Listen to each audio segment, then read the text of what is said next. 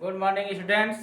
SS public inter college Jangipur के online classes में आपका एक बार फिर से स्वागत है। जैसा कि पिछली वीडियो में हम लोग दिस और दैट का प्रयोग पढ़ रहे थे, अब उसके आगे हम लोग दिस और दैट के प्रयोग में नेगेटिव सेंटेंस का आज हम लोग करेंगे। किस तरह से नेगेटिव सेंटेंस बनाए जाते हैं। जैसे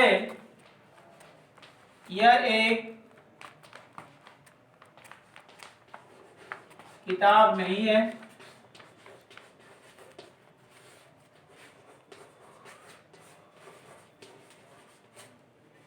जैसा कि आप लोग जानते हैं कि हम दिस का प्रयोग और दैट का प्रयोग कहाँ करते हैं। जब कोई वस्तु पास में होती है और एक होती है, एक वचन की होती है, सिंगुलर नंबर की कोई वस्तु हमें पास में होती है, तो उसको इंगित करने के लिए हम दिस का प्रयोग करते हैं। यहाँ पर लिखा है यह एक किताब नहीं है। अब चूंकि इसमें नहीं है इसलिए नेगेटिव सेंटेंस है, अर्थात नकारात्मक है। इसका हम लोग कैसे अनुवाद करेंगे? तो सबसे पहले लिखते हैं दिस, फिर इज, फिर not a book. This is not a book किसका प्रयोग है? दिस का। तो सबसे पहले हम दिस लिखेंगे, फिर इसके बाद है। ये समझ लीजिए कि दिस और दैट के साथ हमेशा इज ही लगता है। कभी भी दिस रहेगा तो उसके बाद इज, दैट रहेगा तो उसके बाद इज। दिस और दैट के बाद कभी भी आर नहीं लगता है, इसलिए दिस के बाद इज, या फिर अगर वह रहेगा तो दैट, दैट के बाद इज। अब अगर नकारात्मक सेंटेंस जब रहता है तो हमेशा नॉट कहाँ लगाते हैं? इज के बाद ही लगाते हैं। अगर नकारात्मक सेंटेंस है तो उसमें हम नॉट का प्रयोग इज के बाद ही करते हैं। उसके बाद क्या है, कौन सी वस्तु है? ए बुक, एक किताब, उसको लिखते हैं। इस तरह से हम सबसे पहले दिस लिखते हैं। अगर दिस का प्रयोग रहेगा तो दिस, अगर दैट का प्रयोग रहेगा तो दैट। इसके बाद सहायक क्रिया जो आपका है मतलब इज। इसके बाद अगर नेगेटिव सेंटेंस है तो नॉट।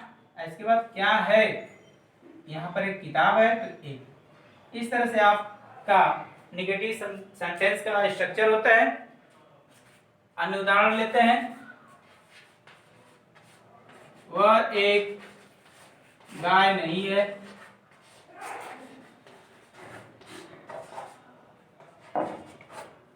क्या हो जाएगा?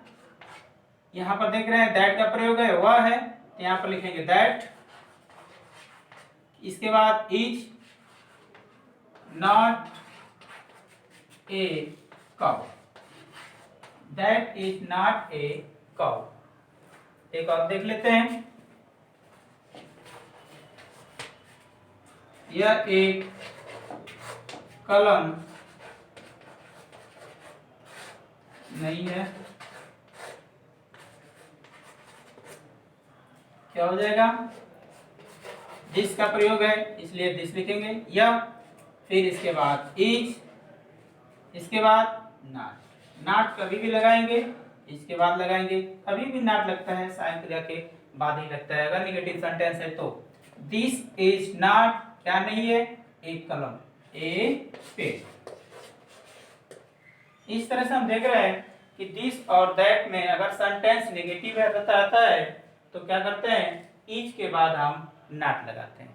अगर ये सेंटेंस आपका पॉजिटिव रहता, अफर्मेटिव रहता, अर्थात साधारण वाक्य में रहता, सकारात्मक में, तो हम क्या लिखते हैं? यह एक किताब है, दिस इज ए बुक। अब ये सेंटेंस हो गया नेगेटिव, यह एक किताब नहीं है, तो नहीं कहाँ लगेगा? इज के बाद। This is not a book. इसके बाद आपको होमवर्क के रूप में दिया जाएगा जिसे आप लोग अपने कॉपी पर कंप्लीट करेंगे।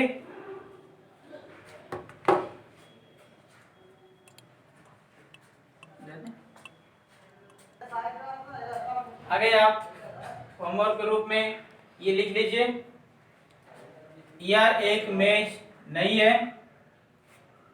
नंबर 2 है, यह एक पंखा नहीं है। नंबर 3, यह एक कुर्सी नहीं है। 4, यह एक दवात नहीं है। नंबर 5, वह एक टोपी नहीं है। नंबर 6, वह एक कमीज नहीं है। नंबर 7, वह एक आम नहीं है। नंबर 8, वह एक घोड़ा नहीं है। Thank you.